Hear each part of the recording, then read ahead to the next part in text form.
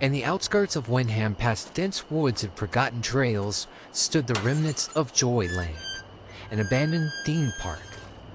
Once a beacon of laughter and excitement, Joyland had been closed abruptly in the late 1970s following a series of unexplained accidents. Hannah, an urban explorer with a penchant for the eerie, had heard whispers about Joyland. Rumors spoke of rides that moved on windless nights and faded carnival music that wafted through the air. Intrigued, she decided to visit the derelict park. As she approached the rusted gates of Joyland, an unsettling silence enveloped the area. Creaking sounds came from the dilapidated Ferris wheel as it rocked gently, even though there was no wind. Determined, Hannah ventured deeper. Near the carousel, she discovered an old music box. As she wound it up, a melancholic tune played, and to her astonishment, the carousel began to rotate slowly. The painted horses, with chipped paint and hollow eyes, rose and fell in a ghostly dance.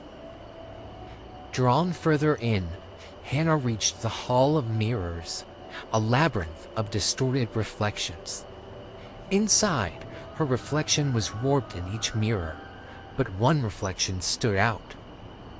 It showed a laughing little girl, her image pristine in contrast to the tarnished mirrors.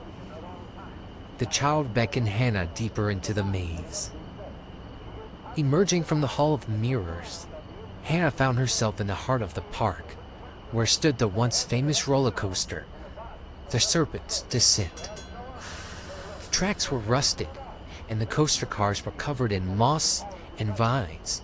Yet, as Hannah watched, one of the cars started ascending the track, reaching the pinnacle before plummeting down, its phantom passenger screaming in delight.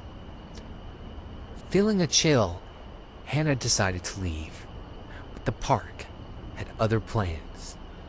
Every path she took led her back to the carousel. Desperate, she tried to retrace her steps but was met with the same looping fate. As nightfall approached, lights in the park began to flicker to life. The faded music grew louder and ghostly apparitions appeared, a mix of patrons and entertainers, forever bound to the park. In her final moments of despair, Hannah was approached by the little girl from the Hall of Mirrors. With a knowing smile, she whispered, "You're one of us now." The next morning, locals spoke of music and laughter emanating from Joyland. Curious visitors would sometimes speak of seeing a young woman near the carousel, beckoning them to join the eternal revelry of a theme park that refused to be forgotten.